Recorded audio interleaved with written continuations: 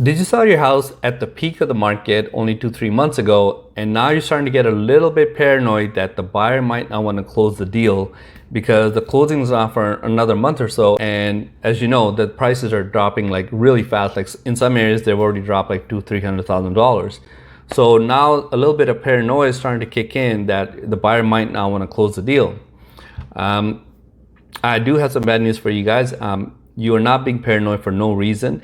I am starting to hear more and more about these cases where some buyers, not all, some buyers are starting to look for ways out of deals because the house they bought is already worth $200,000 less by the time they move in. So they're like, why should I do that? What I'll do is I'll just let go of my deposit, which might be like, let's say $50,000.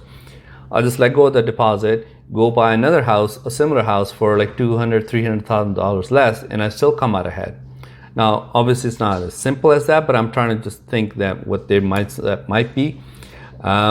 If that's the case you are in, I do have some tips for you guys, like 2 tips that might save you a lot of stress and a lot of money. Because I did hear about a case where something like this happened to a seller, and the listing agent gave the wrong advice, knowingly or unknowingly. He gave the wrong advice, and they ended up signing a form releasing the first buyer of any and all obligations and relisted it and sold it for a lot less. And now they don't know like who to sue. Like they just lost a lot of money based on this agent's advice.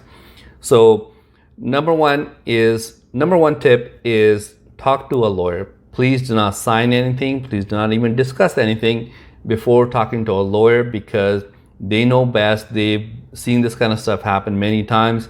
They will be the ones who tell you which way to go, what to do, what not to do. Even with this video, I just want to make very clear, big disclaimer, I am not a lawyer, and this is not legal advice. This is just information I come across and by being in the industry. So number 1 tip, please talk to a lawyer. They will tell you what to do next before you sign anything. Number 2 tip, where this agent made the mistake. Do not sign a form called a mutual release before consulting a lawyer, because that's the form.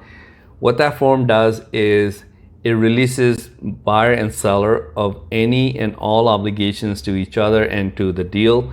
And once you sign that, because let's say the buyer can't close the deal and he says, you know what, I'll let you keep my $50,000 deposit. I'm sending over a form, you sign this, you can keep the deposit and the deal's canceled. First reaction might be like, okay, cool, I get an extra 50 and I'll just resell the place and I got an extra $50,000. Do not sign that form, because once you sign that form, even if let's say your house sold for $1 million, even if by fluke you end up selling for like $700,000 because the market tanked, you cannot go after that buyer for the shortfall. All you're gonna have is his $50,000.